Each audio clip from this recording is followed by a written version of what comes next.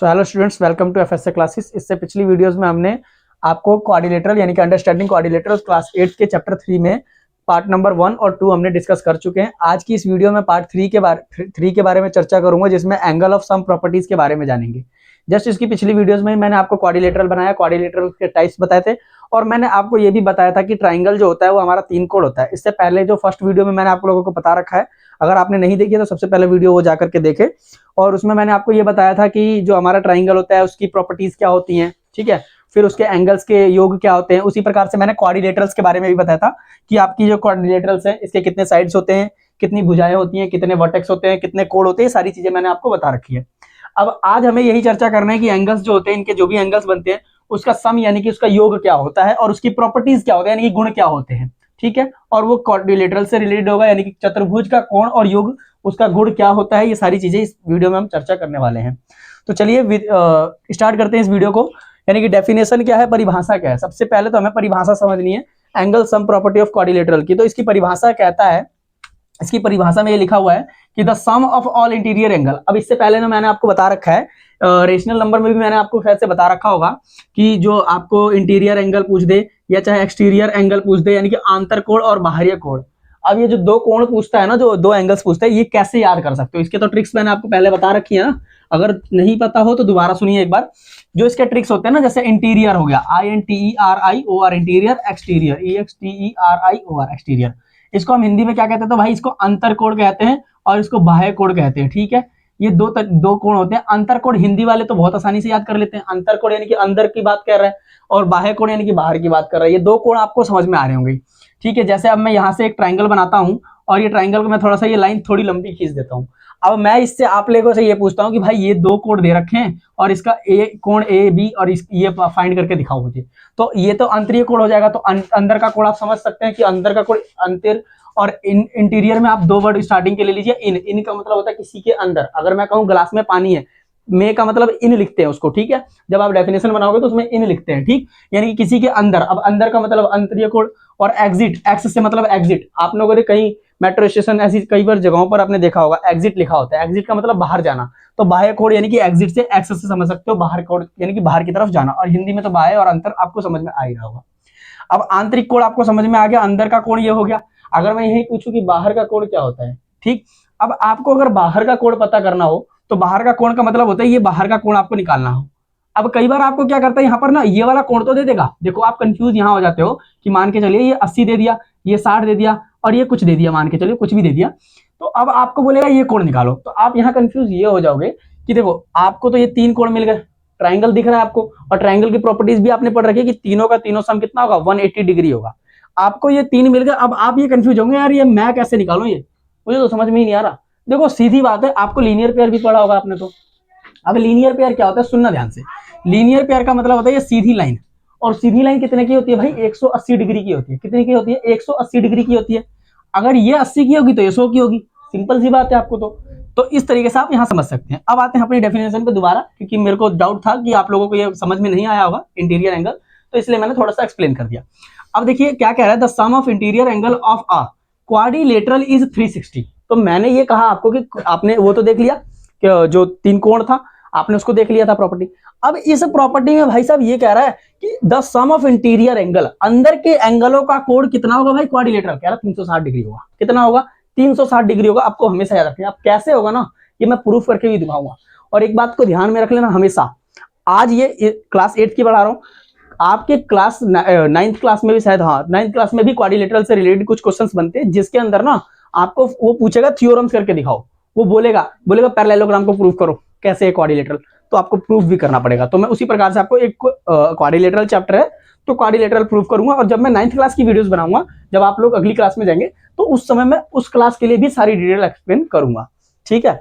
अब यहाँ देखो हिंदी क्या कह रहा है, कह रहा है किसी भी चतुर्भुज के चारों, किसी भी चतुर्भुज की चारों, 4 साइड्स की बात कर रहा है, 4 भुजाओं की बात कर रहा है। भुजाओं तो आपको बता रखी है ना, भुजाओं का मतलब भुजा, ठीक है, भुजा का मतलब हाथ, ठीक है। इस प्रकार तो आप यहां भी समझ सकते हैं। आपको एग्जांपल सबसे बढ़िया वाला दिया था, थोड़ा सा फनी वाला जो एग्जांपल था, दशानंद। दशानंद का मतलब रावण को बोलते हैं ना, क्योंकि उसके 10 नंद थे, 10 मुख थे, जिसे हम दशानंद कहते हैं। उसी प्रकार से भुजा, ठीक है। चतुर्भुज, चतुर्भुज किसके होते हैं, गणेश जी के। उस प्रकार से 4 भुजाएं होती है किसकी, इसकी क्वाड्रिलेटरल की, यानी कि चतुर्भुज की, ठीक है। चलिए अब आंतरिक कोण की बात कर रहे हैं, किसकी बात कर रहा है, आंतरिक कोण की बात कर रहा है। आंतरिक कोण का योग 360 होगा। अब योग का मतलब क्या होता है भाई, प्लस कहता है।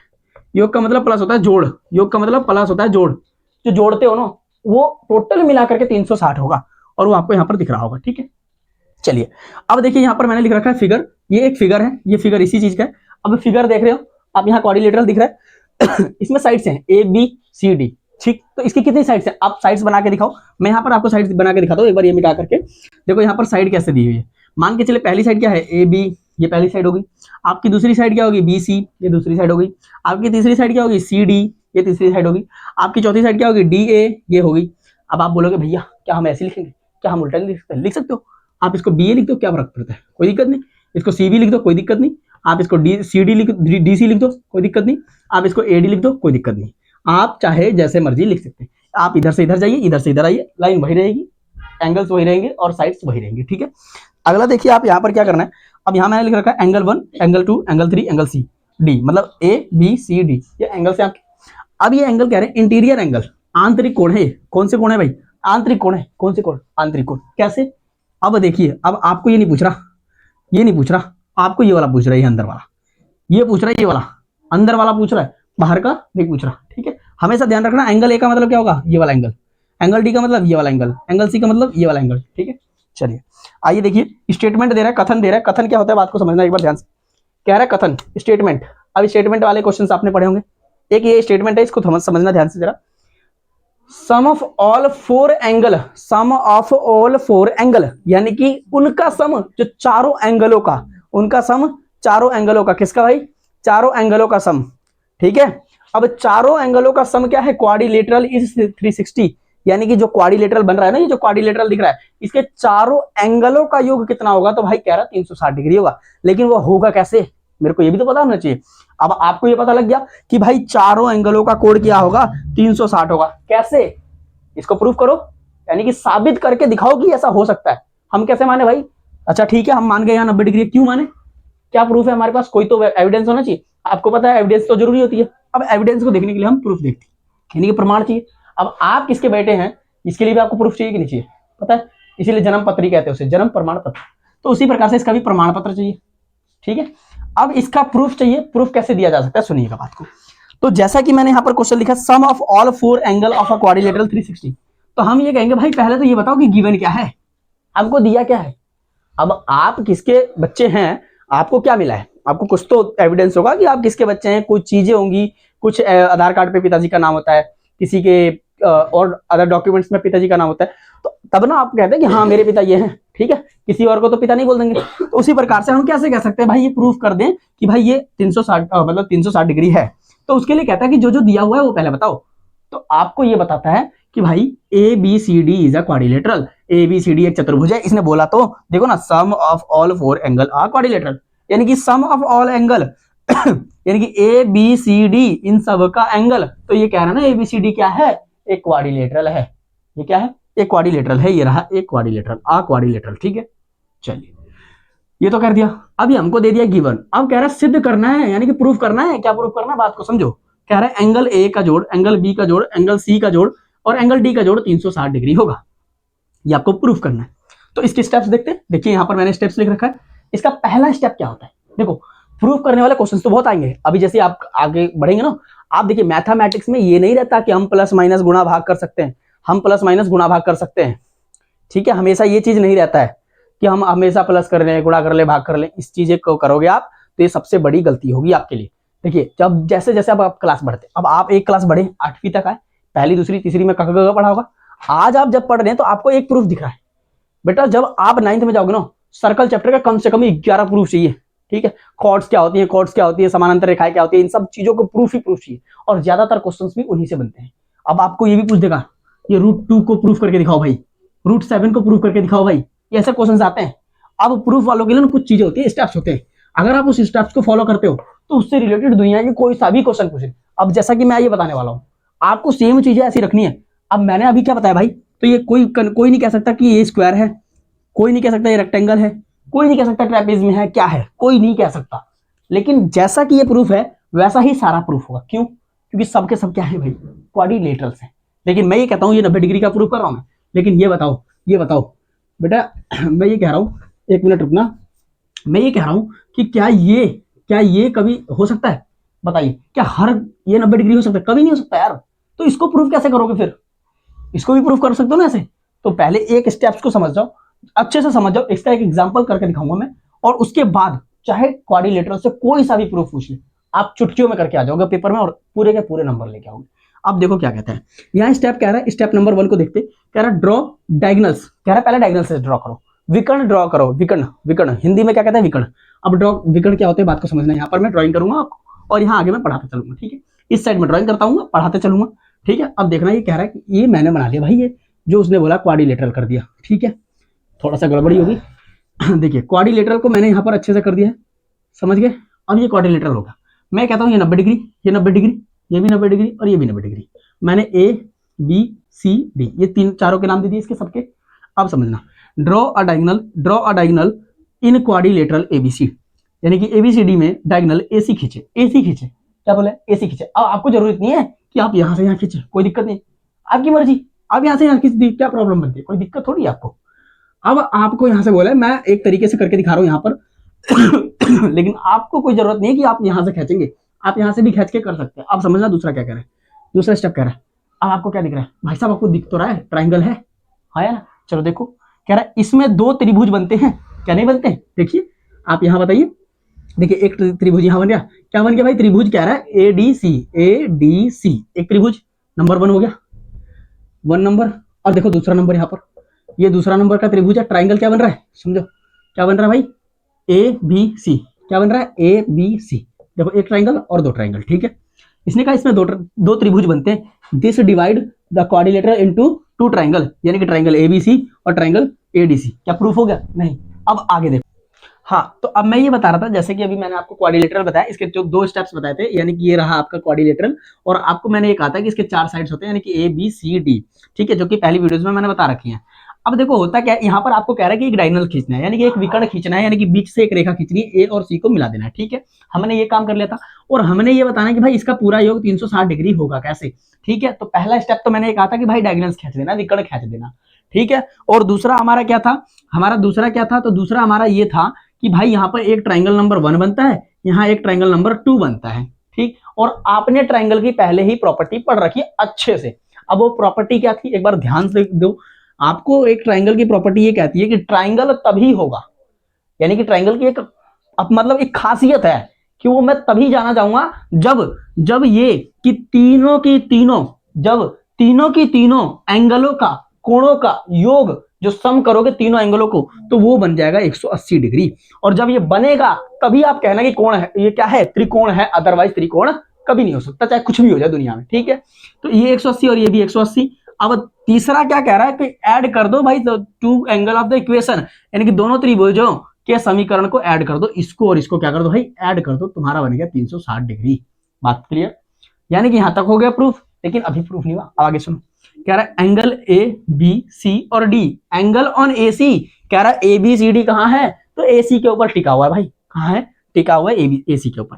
कैसे? बात को समझना, ये कह रहा है ए डी सी एक ट्राइंगल बन रहा है, तो ये कह रहा है कि एडीसी बन तो रहा है, ये तो मेरे को भी दिख रहा है, लेकिन भाई ये तो समझो कि एडीसी में एसी आ रहा है, एबीसी में एसी आ रहा है, और जब दोनों ट्राइंगल में एसी आ रहा है तो एसी क्या हो गया? एसी हो गया कॉमन। एसी क्या हो गया भाई? कॉमन हो गया, सामान्य हो गया, ठीक है? तो उस हिसाब से एक 180, दूसरा 180 और जोड़ दो को तो 360 बन गया। ये लो भाई 360 डिग्री बन गया आपका। बात कर, तो यहां प्रूफ तो होता नहीं है, क्योंकि अब हमें जब प्रूफ कर देते हैं तो हम पूरा का पूरा उसको एक्सप्लेन करते हैं कि भाई हमने सिद्ध कर दिया, यानी कि उसको क्या करनी है? लास्ट में एक्सप्लेन करना, आपको बताना पड़ेगा कि हाँ, जब जितनी भी मैंने कथा कहानियां कही हैं, जितनी भी मैंने यहाँ कैलकुलेशंस की हैं, जितना भी मैंने अपना दिमाग खर्च किया है, उससे मैं ये सिद्ध कर पाता हूं, मुझे ये भरोसा होता है, ये विश्वास होता है कि ये चीज ऐसा है। अब वो कैसे लिखोगे आपको यहाँ पर समझना है। कह रहा है angle of AC from a straight line, बात तो सही है, एंगल ऑफ एसी क्या है? एक स्ट्रेट लाइन है, और स्ट्रेट लाइन की खासियत क्या कहता है? स्ट्रेट लाइन का खासियत क्या कहता है बच्चों? कहता है कि 180 डिग्री होगा। मैं ये खींच दिया एक स्ट्रेट लाइन, बताओ भाई कितने डिग्री का है? तो आपको बोलना है 180 डिग्री का है भैया। और अगर दूसरी बात बोले तो बोलेगा कि भाई बताओ कि इसकी टोटल पूरा कर्व कितना होगा? तो इधर से भी 180 और इधर से भी 180, 360 हो जाएगा, ठीक है? अब देखो यहाँ angle A plus B plus C और डी इज इक्वल टू 360, यहाँ पर इक्वेशन पूरी बन रही है, ठीक है? अब अंततः हमें क्या लिखना है? यानी कि जब आप स्पष्टीकरण करेंगे, आप एक्सप्लेन करेंगे, आप सेटिस्फाई करेंगे जब एग्जामिनर को, तब आप उसमें क्या लिखेंगे? तब आपको ये चीज लिखनी है कि अंततः सिद्ध हुआ कि किसी भी चतुर्भुज के चारों आंतरिक कोणों का योग 360 डिग्री है, यानी कि हैंस प्रूव्ड। ये तो लिखना ही है, हैंस प्रूव्ड तो हर क्वेश्चंस में लिखते हैं।